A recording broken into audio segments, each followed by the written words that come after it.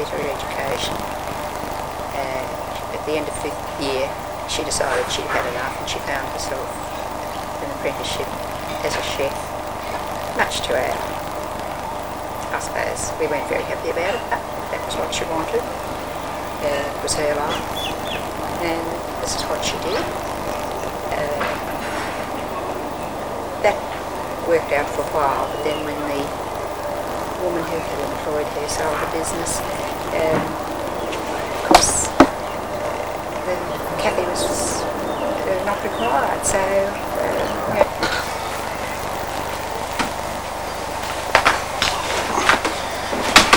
Well, I thought we might start off by talking about some of your earlier memories of your family.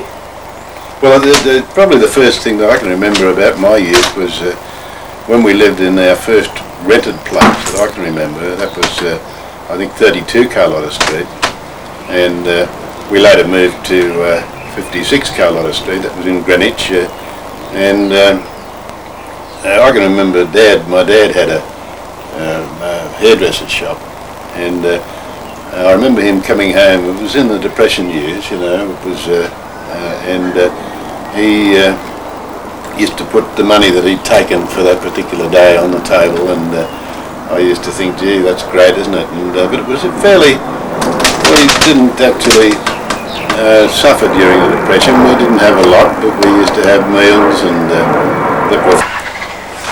Yes, the money used to go onto the table, and we used to think how bad it was.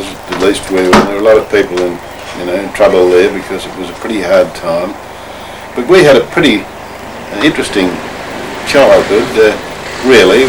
Not the things that young people of today have, but we used to spend a lot of time down the bush. It wasn't very far from a place called Gore Creek, and we used to get down there. We used to pinch potatoes and bake them and have a great time. We also spent a lot of time near the water, you know, because it was only not far away, and a lot of swimming, and that's probably what got me so used to the water and a liking for it. And I did a bit of swimming later on reasonably well, and I swam in the school championships, and then later when I went to high school I picked up a backstroke championship, and but they were good days, and I can remember my grandmother, really. She lived in the street around from us, and she was a big woman, but very kind, and really I remember one day, what comes to my mind is I got stuck in the loo when I went to, and I got stuck and they had to come and rescue me. That wasn't very, very... This is your mother's place, was it? Yes, that's right, yes. I see. But school days were good. The school wasn't very far away, and we had a good time, did bare feet often, and it was, they were good days. What would you like me to... We were talking about before the fact that you had an elder brother, Clem.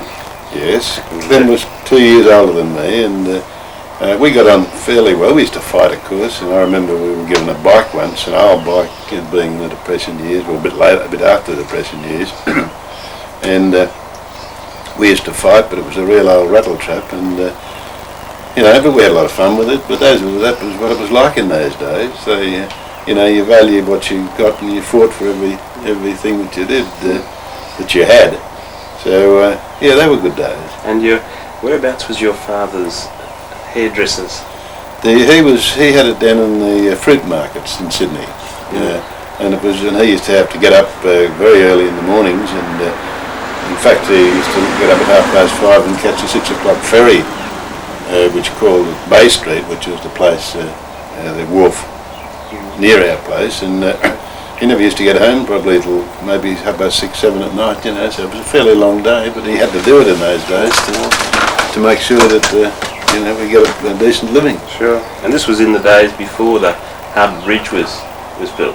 Right? No, that was about this time, really. About that time. Well, 1932 the bridge was opened, as you know, and I remember that well because I was a day too young to be allowed to go, and of course I never forgot that. But what we used to do we used to see it being built, and there was a spot not far from us, just around the street, and people used to gather there and see the arches coming together, and because when it was completed, it was a great name it, really. Right. And how long did you stay at Greenwich? Well, we were in Greenwich until after I was married. I see. Kath and I stayed there for about 12 months, I think it was, or a bit less than that after we were married, at which time we moved up to Turramurra, which was, we bought it up there because we didn't have enough money to buy a house or even rent a place. They were pretty hard to get. Right, just going back a little bit, you went to school at Greenwich initially, Yes, and then... And then I passed what we called the QC then, the qualifying certificate, and that took me down to North Sydney Junior Boys High. And I stayed there and for 3 years, got my intermediate, and I left at 14. I was never very keen on school really, and I suppose at that stage money was needed. It was about 1938, and money was needed to help the household along, so that was when I left in 1938. I see. And what was your first job after leaving school? I got a job in a warehouse, and I only lasted a couple of weeks because there were two of us put on as a trial, and then when the boss asked me to wash his car, that didn't appeal to me too much, so I said no, so that was the end of that. And then a couple of weeks later I went and got a job at a place called Merchants, who were again general wholesalers, and I can tell you the queue for that job stretched about 50 yards anyway, and however I was fortunate enough to get the job, and away I started as a storeman. In Merchants? Whereabouts were Merchants? Merchants were down in Day Street, near where the distributor is now, and they were a pretty fair size concern, and I finished up. I spent, of course, 3 years there, and at the age of 17 I joined the army, and I went back to Merchants in the end of 1945, and stayed there until 1956.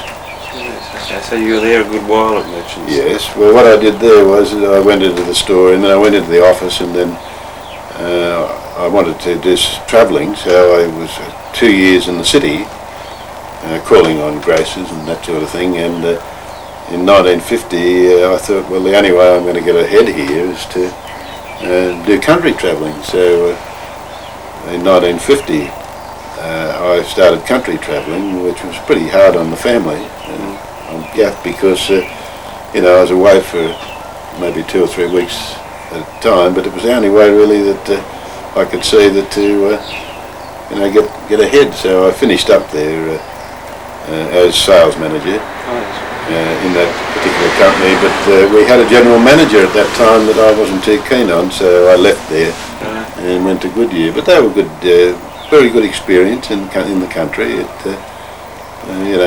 gave you a broader view of everything, but pretty hard when the kids were growing up. We had to go, because I had to spend so much time away, I insisted that I go to Tamworth and live. As your base? Yeah, as a base, which meant that I could get home more regularly, and of course the kids were starting, little David anyhow was starting to grow up. He was a fairly young fella, and so was Sue. But that was better. And then while we're at Tamworth, I seem to recall a story of David as a child. Yeah, well, I think it was one Saturday afternoon. We found him missing. And we were very worried, and we were searching around for him, and I think there were others got into the act, but we finally found him over on the golf course in the parking area, eating bananas in somebody's car. So that was unusual. So anyhow, we found him. That was the main thing. Right. And your first car, what was your first car? My first car was a little Standard. I got that when I was travelling in the city for Merchants, and it was a good little car. That was in 1948, 49 that was, I think, and of course I reckon it was tremendous. It was a beauty. Mm-hmm. And ever since then, once I started country travelling until I retired, I always had the use of a company car, so that's how it worked out. I see. And from Tamworth you moved back to Sydney? Yes, we moved back to Sydney in 1955. and we were renting a place at Abbotsford, and then a couple of years later, of course, we bought this block of land, which was a war service block, and we got war service finance and built the house. It was fairly basic to start with, because we've added onto it over the years. Yes, that's been the progression. I've always, by the way, I should probably mention that, as I said earlier, that that I've always liked the water, and pre-war we did a lot of sailing in the Greenwich 16-foot skiff sailing club, and even that's carried on till later years. I used to go and watch before I took up bowls and retired. I used to go down to Bradley's Head and watch the 18s, because the company that I worked for later, for Mutual Acceptance at that time, sponsored an 18-footer, and I used to go and watch that regularly. But in any event, I also bought myself a catamaran, a Hobie, which I had a great time with.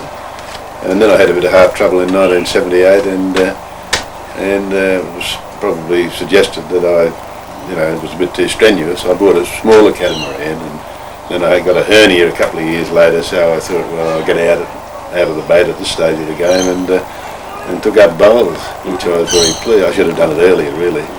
And do you enjoy your bowls? Oh, tremendously, yeah. Oh, it's a great social sport, It's and not that strenuous. You get plenty of exercise, but really, yes, it's a great game.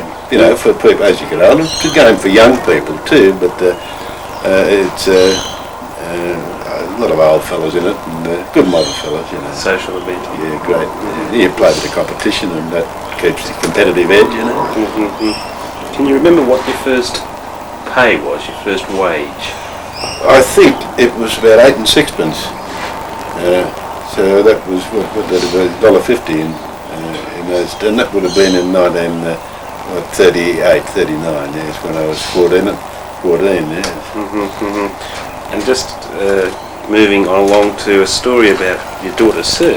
Yeah. I seem to recall being mentioned at one stage that may well have been at Abbotsford, that Sue was up early one morning and went out and hosed the neighbours, or they were out painting. Can you elaborate on that? No, that was in Tamworth. In Tamworth, was it?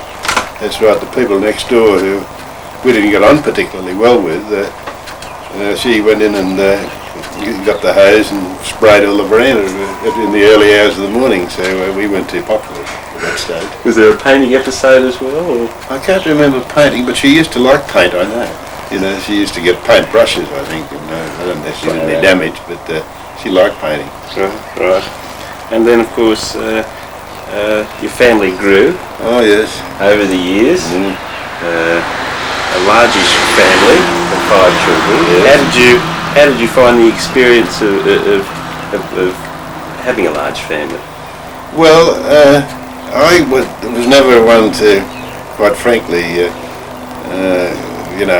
children were children, and I used to see the job I had at the time. When you had to try to bring up 5 children, there's a lot of responsibility, and I used to get fairly uptight, and probably I wouldn't be as good a father as you'd find around a lot of places. But still, I suppose the breadwinner was the main job, and Mum was such a great mother. She, took it all on the chin and carried on, and even under the difficulties of me being away when I was travelling. But yes, it was a good family. It's good to see them all now, and of course Mum loves to see them, as you know, and she's very good with them. Mm-hmm. Yes. I was going to ask you what sort of things you did on your holidays with your family. Oh yes, well, we used to go up to Queensland every year, particularly as they got older. And we used to go, Kath's had an uncle who had a weekender up there at Palm Beach, which is just the other side of Currumbin and Coolangatta. And we used to go up every May and in the school holidays, because it was great up there at that time of year. You could swim, and provided the weather was reasonable, it was a great time. And oh boy, but can I remember those trips up. I remember one of them, with the whole the 7 of us in the car, you can imagine what that would be like. And of course we had about a couple of wetters in the family, and I'll never forget to my dying day the fact that, wet bedclothes and wet wet this, that and the other, bundled up and shoved in the boot, and What is it? stink to high heaven, and HD sedan, HD Holden sedan. That's right, yeah. So they were very reliable. I used to get about 30 to the gallon out of it, and but we had great holidays really, and when the kids used to enjoy it immensely, I think.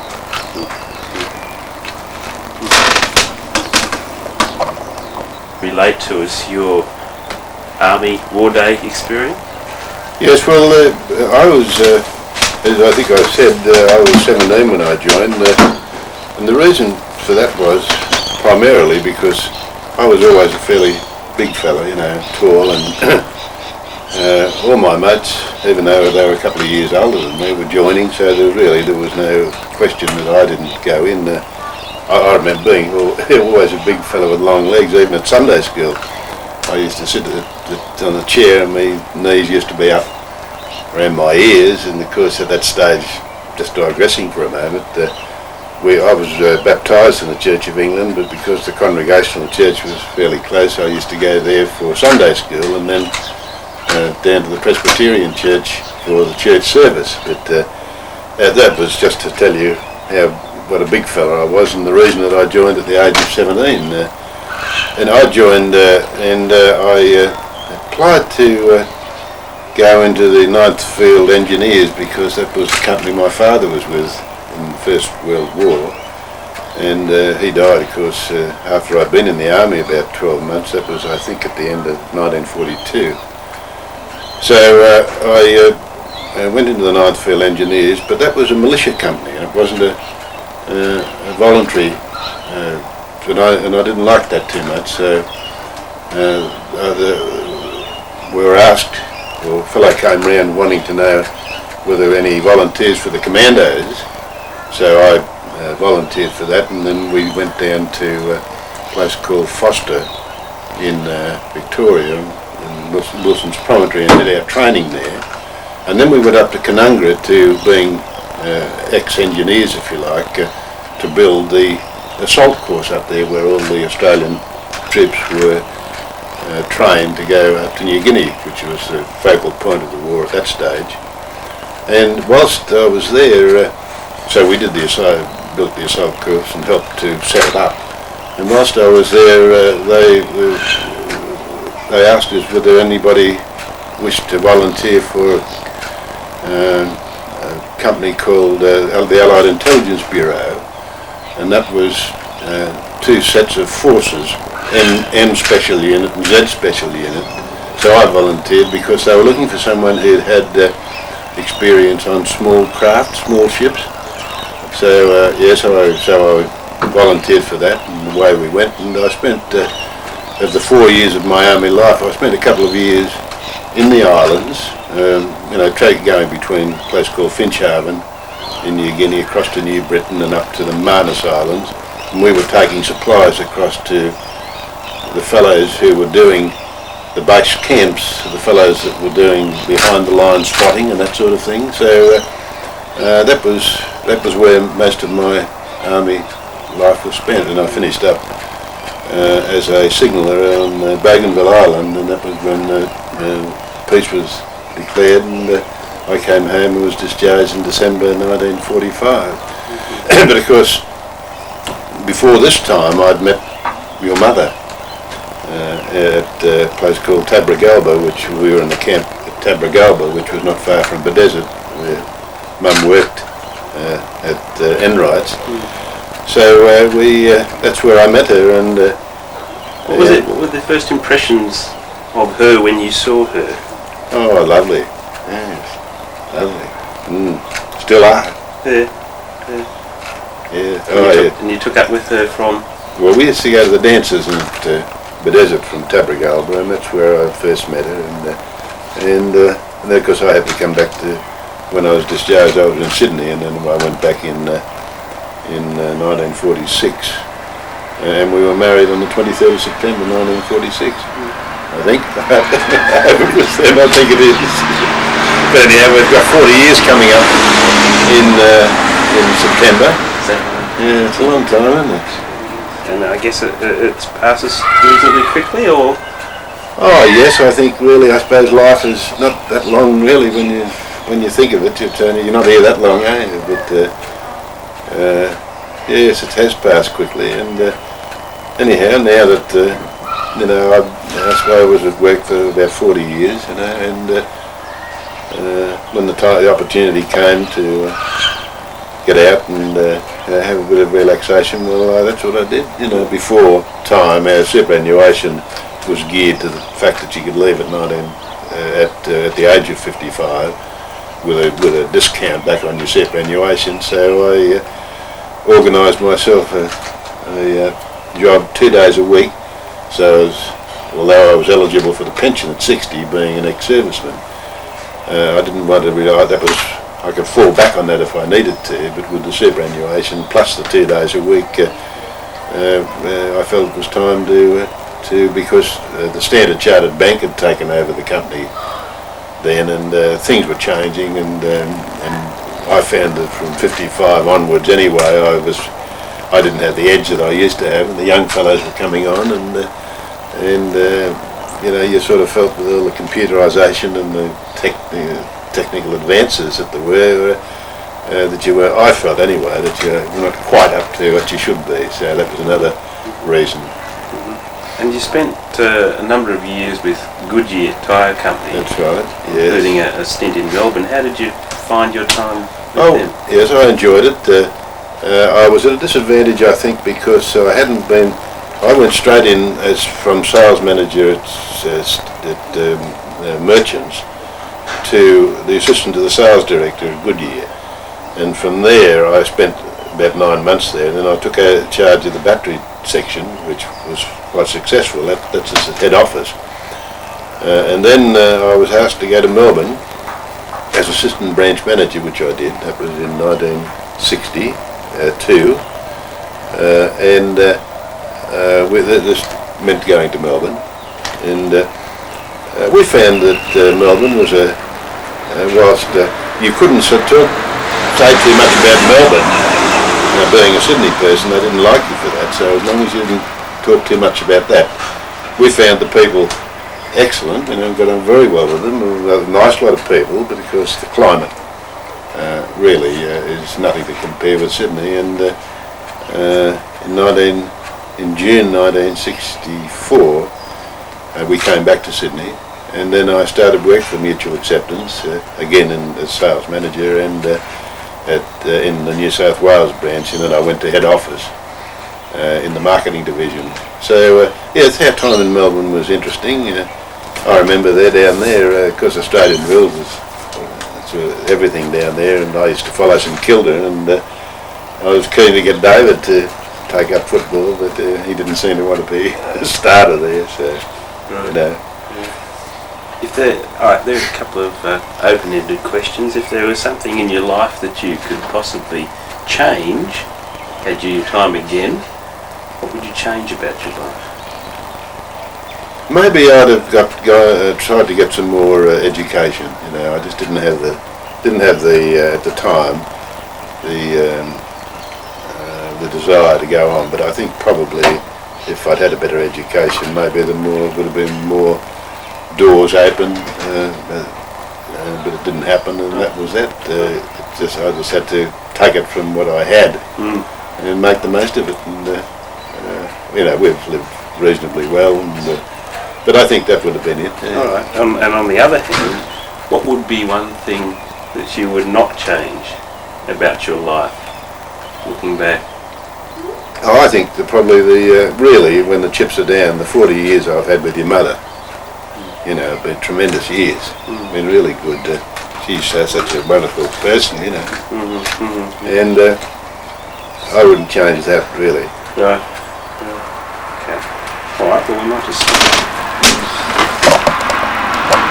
All right. Just to finish off, what memories can you share with us about your mother and your father and your family life with them, your brother? Well, as I said, we lived at Greenwich for a long time, and I can remember my mother as a fairly strict person, fairly fussy about different things and table manners, and we couldn't get into much trouble, otherwise we'd be in real trouble. She kept us on the ball quite a lot. And as far as Dad is concerned, I can remember clearly the barber shop, because when I worked at Merchants I used to go down there for a haircut, and he was, of course, when I joined the army, he was as proud as a peacock at that young age, and of course my brother Clem had joined the Air Force about the same time, and Clem was, we were pretty good mates, as I said. We used to have our fights, but he was in the Air Force, and he went into the island as air crew, and of course he married Connie, and he had 5 children, and moved away from Sydney to various offices. He worked in the Commonwealth Employment Service, and he went to different places, including Tasmania, and of course he died the